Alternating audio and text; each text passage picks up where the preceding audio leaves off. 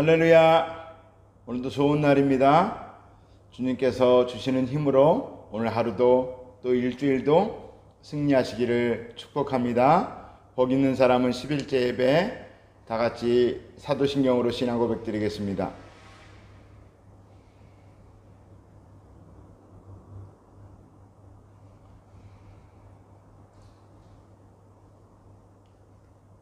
전능하사 천지를 만드신 하나님 아버지를 내가 믿사오며 그 외아들 우리 주 예수 그리스도를 믿사오니 이는 성령으로 잉태하사 동정녀 마리아에게 나시고 본디오 빌라도에게 고난을 받으사 십자가에 못 박혀 죽으시고 장사한 지 사흘 만에 죽은 자 가운데서 다시 살아나시며 하늘에 오르사 전능하신 하나님 우편에 앉아 계시다가 저리로서 산자와 죽은 자를 심판하러 오시리라.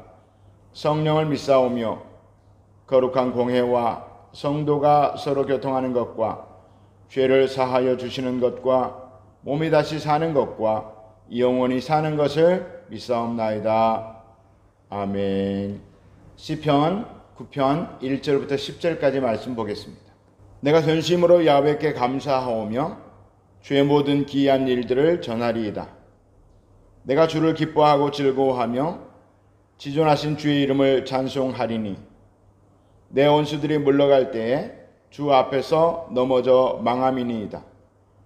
주께서 나의 의와 송사를 변호하셨으며 보좌에 앉으사 의롭게 심판하셨나이다. 이방 나라들을 책망하시고 악인을 멸하시며 그들의 이름을 영원히 지우셨나이다. 원수가 끊어져 영원히 멸망하였사오니 주께서 무너뜨린 성읍들을 기억할 수 없나이다. 야훼께서 영원히 앉으시며 심판을 위하여 보좌를 준비하셨도다. 공의로 세계를 심판하시며 정직으로 만민에게 판결을 내리시리로다. 야훼는 압제를 당하는 자의 요새이시요 환난 때의 요새이시로다. 야훼여 주의 이름을 아는 자는 주를 의지하오리니 이는 주를 찾는 자들을 버리지 아니하심이니이다. 아멘. 다윗의 시입니다. 인도자를 따라 문나벳에 맞춘 노래. 문나벳이란 표현은 시편 9편에만 등장하는 단어입니다. 그래서 정확한 의미는 알 수가 없습니다. 추측하건대 아들의 죽음에 맞춘 세 가지 견해 중에 이 견해가 가장 유력하다고 합니다. 굉장히 좀 슬플 것 같은 느낌의 표제어입니다. 그렇다면 다윗의 시편이니까 아들 압살롬의 반란이 그치고 압살롬이 죽은 후에 지은 시인가, 압살롬이 죽은 후에 지은 시인가, 그런 것 같지는 않습니다. 시편 9편은 그 배경이 전혀 알려져 있지 않기 때문에 일반적으로 원수를 이기게 하시는 하나님에 대한 감사의 시 정도로만 이해하면 될 것 같습니다. 1절에 내가 전심으로 야훼께 감사하오며 주의 모든 기이한 일들을 전하리이다. 감사는 전심으로 드려야 합니다. 전심으로 드려야 한다라고 하는 것은 마음을 다해서 드려야 한다. 이것을 뛰어넘어서 자신의 모든 것을 다해서 감사드려야 한다는 뜻입니다. 마음과 말뿐만 아니라 행함과 자신의 모든 소유로 주님께 감사해야 한다는 것입니다. 할 수 있는 모든 것으로 주님께 감사드리는 우리 모두가 되었으면 좋겠습니다. 그리고 감사의 완성은 좋으신 하나님을 아직 모르는 사람들에게 전하는 것이라고 저는 생각합니다. 그렇지 않겠습니까?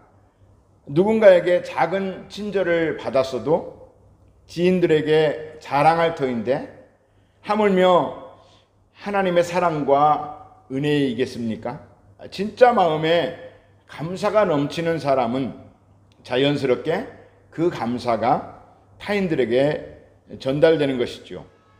우리의 감사를 통해서 많은 사람들이 하나님을 바로 알고 하나님의 자녀가 되는 큰 은혜가 있었으면 좋겠습니다.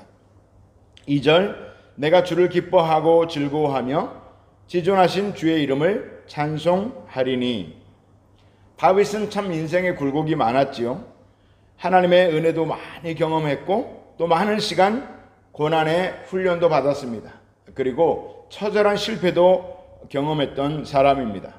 그리고 본 시편 9편도 원수들을 물리치신 하나님에 대한 감사의 내용이 있습니다. 그런데 그 전에 다윗은 하나님을 기뻐한다고 고백하고 있습니다. 하나님께서 우리를 위하여 행하신 기적, 은혜, 그것에 대해서 기뻐하는 것은 당연하고 자연스러운 반응일 것입니다. 그 전에 하나님 존재 자체에 대한 기쁨과 주님의 성호를 찬송한다고 고백하고 있습니다. 사랑하는 성도 여러분, 좋은 일이 생겼습니다. 오랜 기도 제목이 응답되었습니다. 기뻐하지 않을 사람이 누구이며 하나님께 감사하지 않을 사람이 누구 있겠습니까? 잠깐 고난 중에 있을지라도, 어떤 문제에 있어서 기도 중에 있을지라도 그것과 상관없이 하나님을 기뻐하는 성도의 모습이 하나님께서 받으시는 아름다운 향기가 아닐까 생각해 봅니다. 물론 이것이 억지로 되는 것은 아닐 것입니다. 하루아침에 되는 것은 아닐 것입니다. 늘 말씀을 묵상하고 기도하는 가운데 하나님과 가까이 있는 성도가 늘 하나님 그 존재 자체만으로 기뻐하며 하나님께 영광을 돌리며 하나님을 찬양하는 삶을 살 수가 있을 것입니다. 우리 모두도 삶에 어려움이 있죠. 그리고 때때로 인간관계에서 오는 어려움도 있을 것이고 울며 밤을 지새는 때도 있을 것입니다. 그런데 그런 날에도 늘 하나님을 생각하면 감사하고 하나님을 생각하면 기쁨이 솟아오르는 성숙한 성도의 모습이 우리의 신앙이기를 축원합니다. 그렇게 훈련되어져서 오늘 하루를 또 10년을 살아도 100년을 살아도 또 내가 오늘 내 환경에 상관없이 늘 감사와 기쁨이 넘치는 그런 은혜가 있기를 축복합니다. 그래서 바울은 데살로니가전서 5장에서 항상 기뻐하라, 쉬지 말고 기도하라, 범사에 감사하라, 이는 그리스도 예수 안에서 너희를 향하신 하나님의 뜻이니라. 항상 기뻐하라는 것은 막 좋은 일만 있어서 기뻐하라는 것이 아니라 하나님 존재 자체, 그리고 하나님의 자녀로서의 삶 자체를 기뻐하라는 것일 것입니다. 우리 모두가 그런 기쁨의 성도들이 되시기를 축복합니다. 3절부터 8절까지는 다윗의 시편에 자주 등장하는 구조입니다. 하나님께서 공의와 정직으로 심판하셔서 악인들은 망하여 자취를 감춘다는 내용입니다. 그런데 하나님의 심판의 기준이 공의와 정직이라고 말하는 것은 다윗 자신이 하나님 앞에 정직하다, 그리고 왕권을 행함에 있어서 의롭다, 공의롭게 행하고 있다 라고 하는 여러 가지 의미를 내포하고 있을 것입니다. 하나님은 의로운 자와 정직한 자를 보호하시고 변호하십니다. 당연합니다. 하나님의 성품이 그러하기 때문입니다. 아무리 교회를 다녀도 주의 이름을 불러도 의롭지 못하고 정직하지 못하면 하나님의 도우심을 받을 수가 없습니다. 물론 회개하면 다르지요. 그러므로 하나님 앞에 어떤 문제를 가지고 기도할 때 먼저 자신이 하나님과 사람 앞에 바로 서 있는지, 정직한지, 의롭게 행하고 있는지 살펴보고 마음에 걸리는 것이 있으면 철저히 회개하고 하나님 앞에 자신의 문제를 간구하는 그런 은혜가 있기를 축복합니다. 9절부터 12절 그리고 18절을 보면 하나님께서 압제당하는 자, 주를 찾는 자, 가난한 자의 부르짖음을 잊지 않으신다고 찬송하고 있습니다. 저는 여기서 다윗의 위대함을 보게 됩니다. 다윗은 비록 오랜 시간 쫓겨다녔지만 위대한 장군이었고 절대 권력을 가진 왕이었습니다. 물론 이때 왕이 된 후에 이것을 기록했는지 잘 모르겠습니다. 그러나 다윗이 지은 모든 시편의 분위기가 그렇다는 것입니다. 늘 압제당하는 자, 가난한 자, 그들을 위하는 마음이 다윗에게는 있었다는 것입니다. 왕이기 때문에 당연한 것일까요?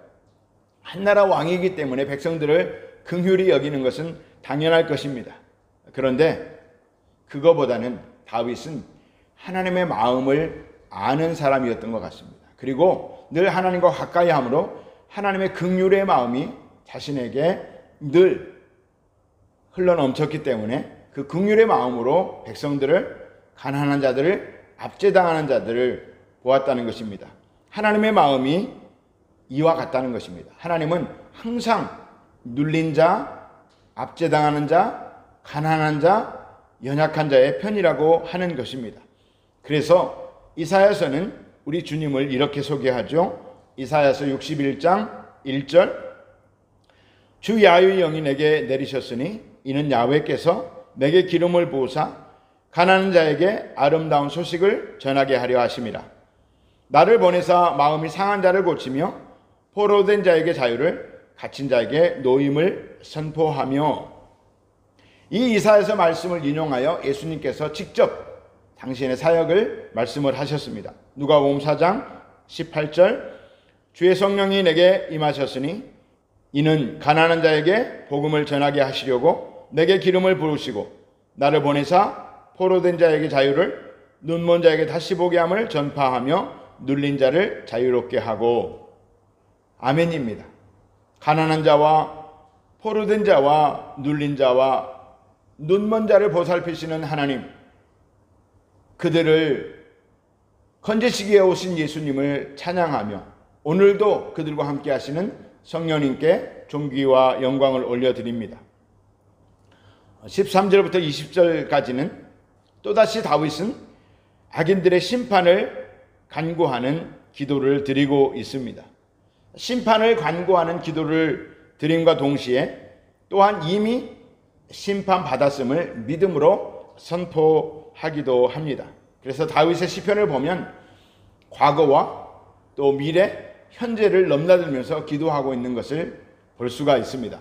문학적으로는, 문법적으로는 틀리지만 다윗이 믿음의 눈으로 이미 자기의 기도는 응답될 것을 확신했고 응답되었다고 선포하고 있는 것입니다. 다윗의 시편에는 늘상 대적들과 원수들이 등장하고 그들로 인하여 하나님께 호소하며 도움을 간구합니다. 그러나 다윗은 자신의 손으로 직접 원수 갚기를 즐겨하지 않았습니다. 구약 성경에도 신약 성경에도 하나님께서는 말씀하십니다. 원수 갚는 것이 내게 있으니 너희들이 원수를 갚으려고 하지 말라. 너희들은 그저 원수를 선대하고 원수와도 더불어 화목하기를 힘쓰라고 말씀하고 있습니다. 무슨 뜻입니까? 선악은 하나님께서 판단하시고 직접 하나님께서 악인들을 벌하시겠다는 것입니다. 원수를 대적하시는 하나님을 찬양합니다. 약하고 가난한 자의 편이 되시는 하나님께 감사합니다. 혹시 그 응답이 더딜지라도 그리 아니하실지라도 하나님을 기뻐하며 하나님을 찬양합니다. 오늘 하루가 하나님을 기뻐하고 하나님을 찬양하는 복된 하루 되시기를 축복합니다. 이제 기도하겠습니다. 하나님, 내 삶에 이런 문제가 있습니다. 또 이런 문제로 힘든데 그 배후에 어떤 악인이 있고 원수마귀가 있습니다. 이들을 멸하여 주시고 우리 가정의 내 삶에 축복이 임하고 평안이 임하게 하여 주옵소서. 병든 몸도 고쳐주시고 또 우리 교회를 하나님 복되게 하셔서 부흥케 하시며 가난한 영혼들, 눌린 영혼들이 와서 자유를 해방을 맞이하는 복된 복음의 통로 되게 하여 주옵소서. 그리고 자신의 문제들을 가지고 이 시간 주여 삼창하고 기도하겠습니다. 주여, 주여, 주여.